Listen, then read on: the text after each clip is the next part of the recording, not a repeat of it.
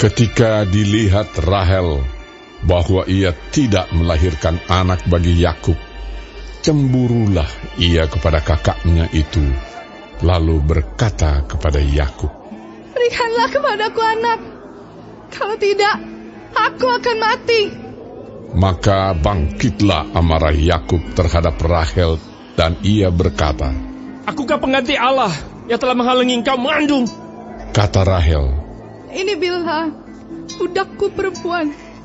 Hampirilah dia, supaya ia melahirkan anak di pangkuanku, dan supaya oleh dia aku pun mempunyai keturunan."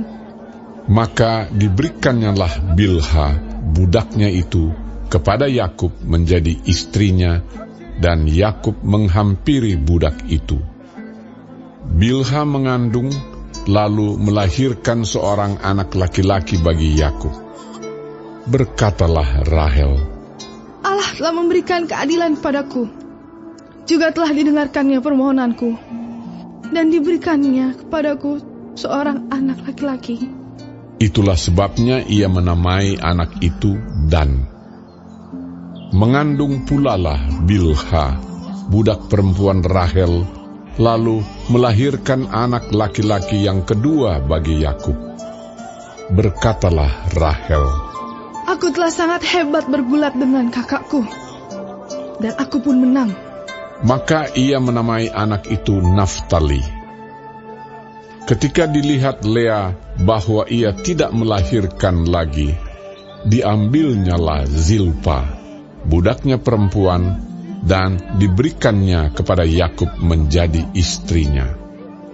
Dan Zilpa, budak perempuan Lea, melahirkan seorang anak laki-laki bagi Yakub.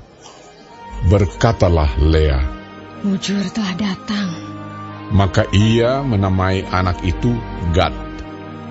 Dan Zilpa, budak perempuan Lea, melahirkan anak laki-laki yang kedua bagi Yakub. Berkatalah Lea, "Aku ini berbahagia. Tentulah perempuan-perempuan akan menyebutkan aku berbahagia." Maka ia menamai anak itu Asher. Ketika Ruben pada musim menuai gandum pergi berjalan-jalan, didapatinyalah di padang buah Dudaim, lalu dibawanya kepada Lea ibunya. Kata Rahel kepada Lea, "Berilah aku beberapa buah dudaim yang didapat oleh anakmu itu." Jawab Lea kepadanya, "Apakah belum cukup bagimu mengambil suamiku? Sekarang pula mau mengambil lagi buah dudaim anakku?" Kata Rahel, "Kalau begitu, biarlah ia tidur dengan engkau pada malam ini, sebagai ganti buah dudaim anakmu itu." Ketika Yakub pada waktu petang datang dari padang, pergilah Lea mendapatkannya sambil berkata, "Engkau harus singgah kepadaku malam ini, sebab memang engkau telah kusewa dengan buah dudaim anakku." Sebab itu tidurlah Yakub dengan Lea pada malam itu.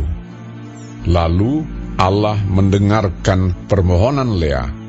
Lea mengandung dan melahirkan anak laki-laki yang kelima bagi Yakub. Lalu kata Lea, "Allah telah memberi upahku, karena aku telah memberi budakku perempuan kepada suamiku." Maka ia menamai anak itu Isakar. Kemudian Lea mengandung pula dan melahirkan anak laki-laki yang keenam bagi Yakub. Berkatalah Lea, "Allah telah memberikan hadiah yang indah kepadaku. Sekali ini, suamiku akan tinggal bersama-sama dengan aku, karena aku telah melahirkan 6 orang anak laki-laki baginya." Maka ia menamai anak itu Zebulon. Sesudah itu ia melahirkan seorang anak perempuan dan menamai anak itu Dina. Lalu ingatlah Allah akan Rahel. Allah mendengarkan permohonannya serta membuka kandungannya. Maka mengandunglah Rahel dan melahirkan seorang anak laki-laki. Berkatalah ia, "Allah telah menghapuskan aibku." Maka ia menamai anak itu Yusuf, sambil berkata, Mudah-mudahan Tuhan menambah seorang anak laki-laki lagi bagiku. Setelah Rahel melahirkan Yusuf, berkatalah Yakub kepada Laban, Izinkanlah aku pergi, supaya aku pulang ke tempat kelahiranku dan ke negeriku. Berikanlah istri-istriku dan anak-anakku yang menjadi upahku selama aku bekerja padamu, supaya aku pulang, sebab engkau tahu betapa keras aku bekerja padamu. Tetapi Laban berkata kepadanya, Sekiranya aku mendapat kasih-Mu, telah nyata kepadaku bahwa Tuhan memberkati aku karena Engkau.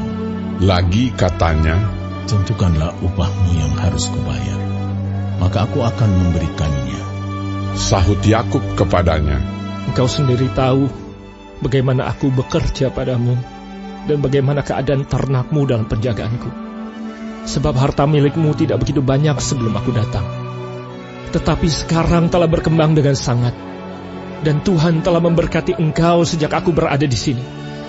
Jadi, bilakah dapat aku bekerja untuk rumah tanggaku sendiri? kata Laban. Apakah yang harus kuberikan kepadamu? Jawab Yakub, Tidak usah kau berikan apa-apa kepadaku. Aku mau lagi mengembalakan kambing dombamu dan menjaganya, asal engkau mengizinkan hal ini kepadaku.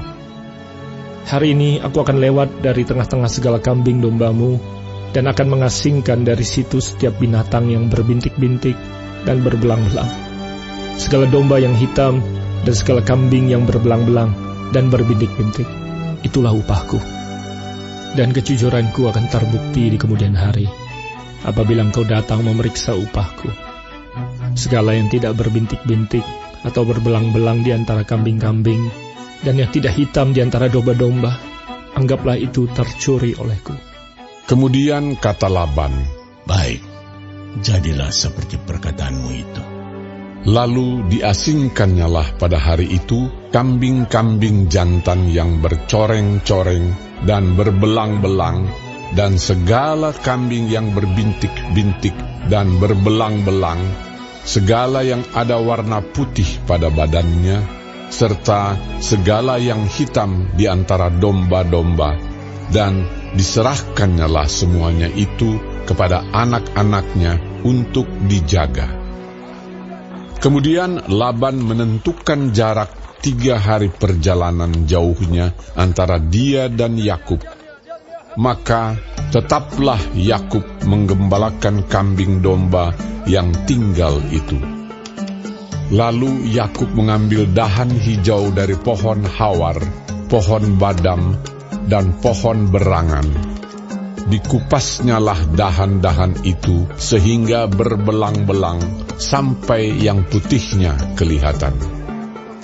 Ia meletakkan dahan-dahan yang dikupasnya itu dalam palungan, dalam tempat minum, kemana kambing domba itu datang minum, sehingga tepat di depan kambing domba itu. Adapun kambing domba itu suka berkelamin pada waktu datang minum. Jika kambing domba itu berkelamin dekat dahan-dahan itu, maka anaknya bercoreng-coreng, berbintik-bintik dan berbelang-belang. Kemudian Yakub memisahkan domba-domba itu, dihadapkannya kepala-kepala kambing domba itu kepada yang bercoreng-coreng dan kepada segala yang hitam di antara kambing domba Laban. Demikianlah ia beroleh kumpulan-kumpulan hewan baginya sendiri dan tidak ditempatkannya pada kambing domba Laban. Dan setiap kali apabila berkelamin kambing domba yang kuat, maka Yakub meletakkan dahan-dahan itu ke dalam palungan di depan mata kambing domba itu, supaya berkelamin dekat dahan-dahan itu. Tetapi apabila datang kambing domba yang lemah, ia tidak meletakkan dahan-dahan itu ke dalamnya. Jadi hewan yang lemah untuk Laban dan yang kuat untuk Yakub. Maka sangatlah bertambah-tambah harta Yakub, dan ia mempunyai banyak kambing domba, budak perempuan, dan laki-laki, unta dan keledai.